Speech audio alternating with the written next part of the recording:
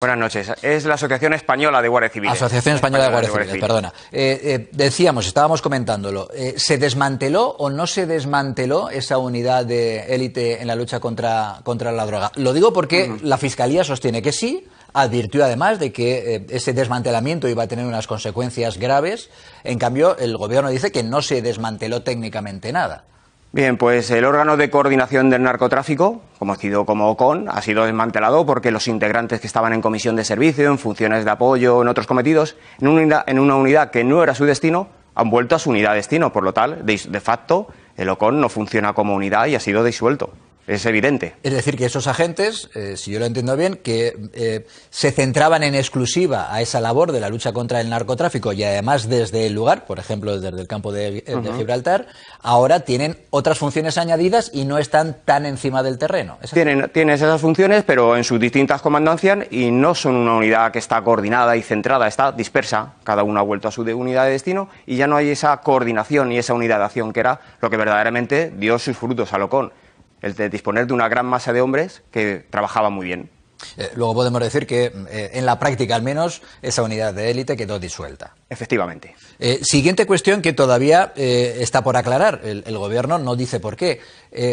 ¿Cuáles son los motivos que a vosotros en la Guardia Civil se os expusieron del porqué de ese cambio? No le llamemos ni siquiera desmantelamiento. ¿Por qué se reestructura esa unidad? ¿Qué razones oficiales se dan? Bueno, a nosotros en ningún momento nos dan explicaciones de por qué lo crean, de por qué lo disuelven, de por qué se modifica, las constantes modificaciones, a pesar de que lo pedimos como asociación y como representativa en el Consejo de la Guardia Civil.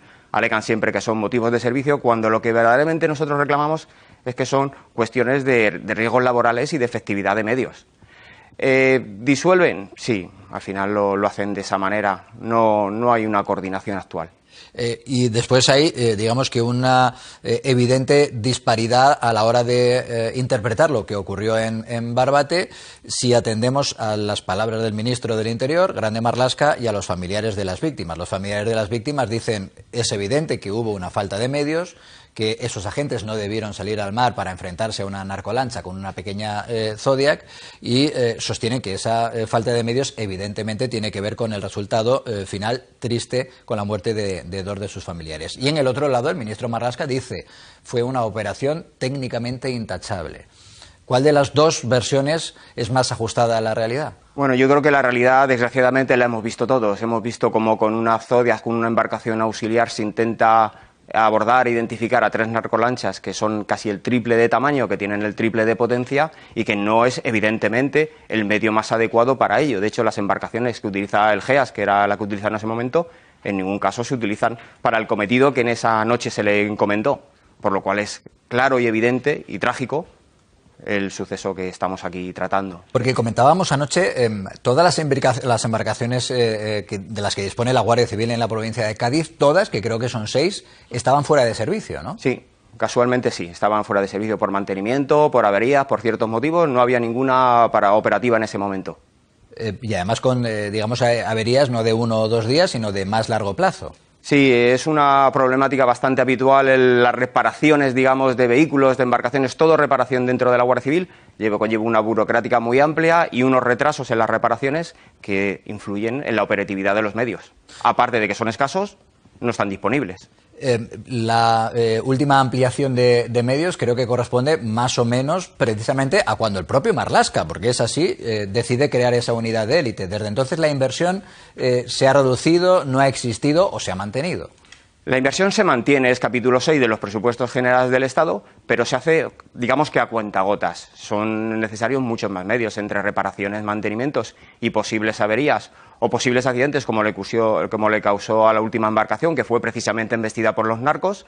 Pues nos damos cuenta, y este es el resultado y la realidad, de que no hay embarcaciones, por lo cual debería haber todavía más medios. Estas situaciones se deben prever o alguien le debe de informar al ministro desde la Dirección General que estas situaciones pueden darse y se deben de prever y tener un respaldo y un recambio, que actualmente no lo hay. Y con estas decisiones, con esta falta de medios, ¿se está permitiendo que el narco gane terreno y por tanto gane poder? Es evidente, al no disponer de medios adecuados, ni de personal en condiciones, ni en cantidad suficiente, que es lo que desde la Asociación Española de Guardias Civiles llevamos reclamando, más medios humanos y materiales, pues el delincuente actúa de mejor manera y más fácilmente, por lo cual su trabajo de delinquir se favorece ante esa carencia de medios personales y materiales. Bueno, la lucha contra el narco, evidentemente, no es solo desde el punto de vista de las fuerzas de seguridad, es un capítulo importantísimo, clave.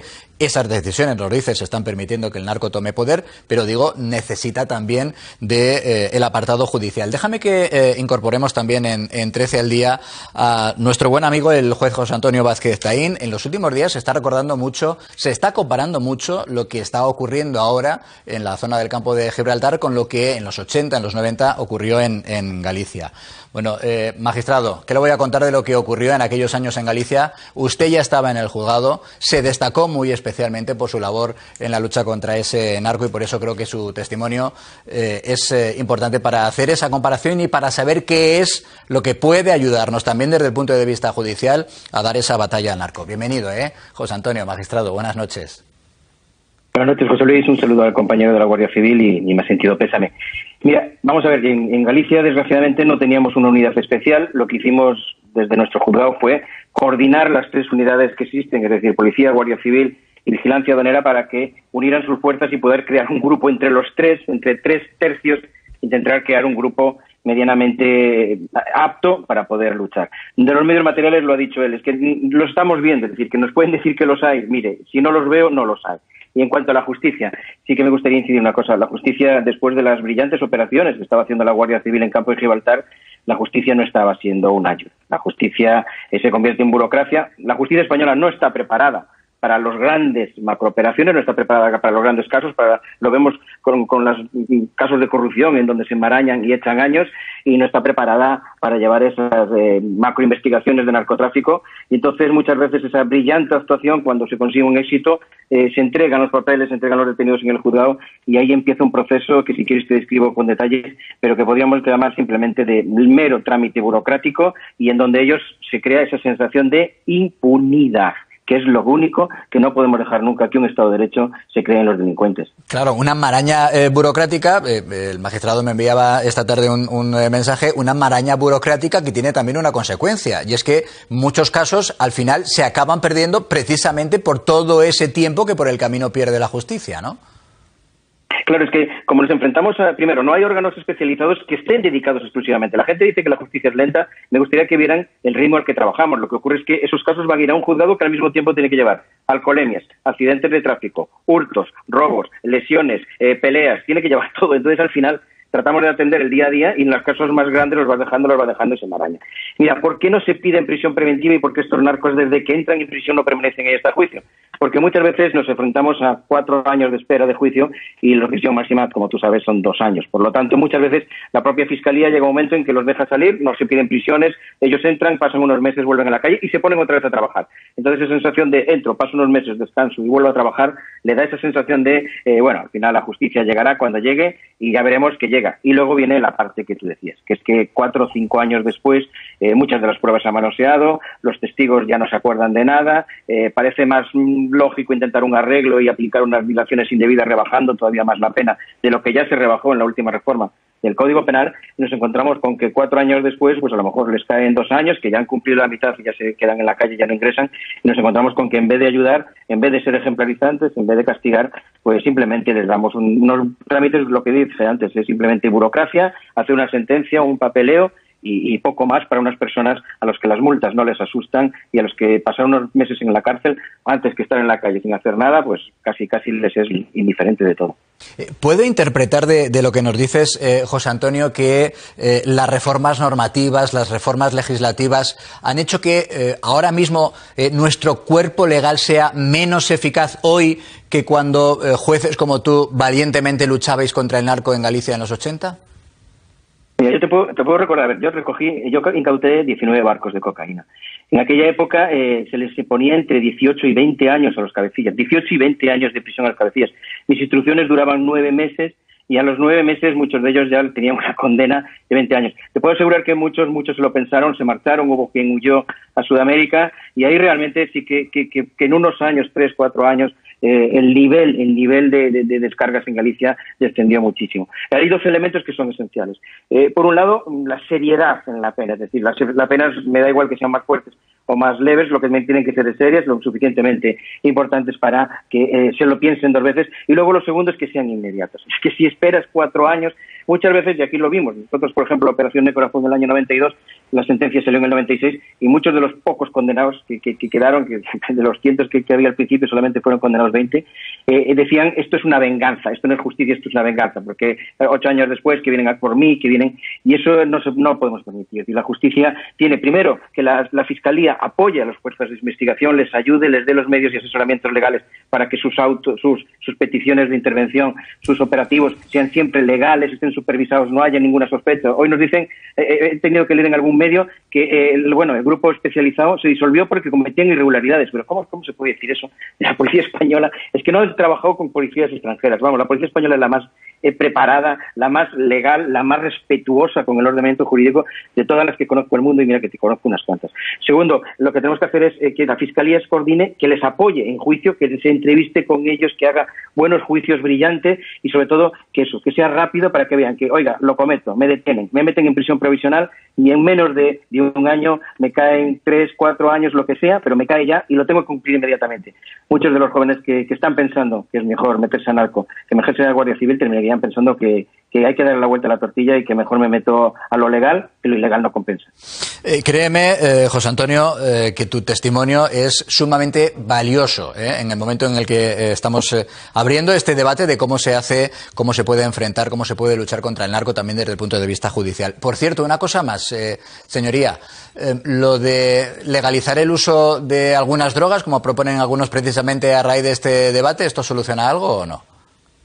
A ver, yo tengo la experiencia de Holanda y los Países Bajos. Yo trabajé, ahora mismo Holanda y Países Bajos tienen un problema. En algún caso he llegado a decir que son casi narcoestados y me ha creado problemas, pero tienen un problema con el narcotráfico en los puertos de Amberes que son absolutamente desbordante para ellos.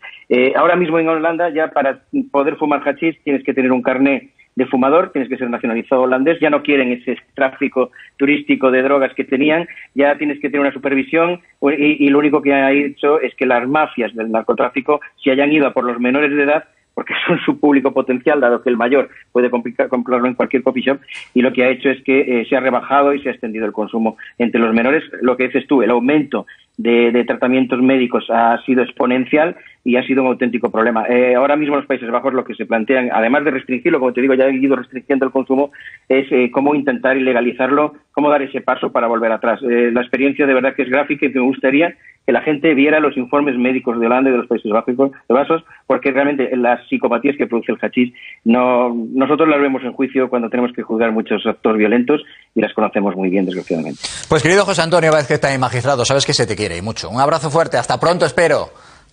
Hasta cuando vosotros llamáis, no hay problema, ¿de acuerdo? Gracias, lo sé, siempre nos atiendes además. Domingo, habéis coincidido, el magistrado y tú como agente de la Guardia Civil, habéis coincidido en el diagnóstico casi al 100%, pero especialmente habéis empleado incluso la misma expresión como una de las trabas que os encontráis en vuestro día a día en la lucha contra el narcotráfico, y es la de maraña burocrática. Cierto. Eso en principio no sería tan complicado. Los medios puede ser difícil, va a tardar tiempo. Las reformas legislativas también complicadas. Pero lo de la maraña burocrática es algo así como hacernos nosotros solos la zancadilla en esta lucha contra el narcotráfico. Y como muy bien lo ha explicado su señoría, es un entramado judicial lo que hay, que debe ser mucho más ágil. Por todos los motivos que él muy bien ha expuesto, debe ser mucho más ágil. Debe haber mucha más colaboración, debe haber mucha más agilidad para que se dé ese caso. Justicia. También los jueces y fiscales necesitan de esa reforma, sobre todo para que ese trámite sea más rápido, más eficaz, sobre todo, porque aparte la sociedad española lo necesita. Sin lugar a dudas. Pues querido Domingo Medina, agente de la Guardia Civil y portavoz de la Asociación Española de Guardias Civiles. Ahora correcto, sí, muy bien. Gracias, de verdad. A vosotros por atender.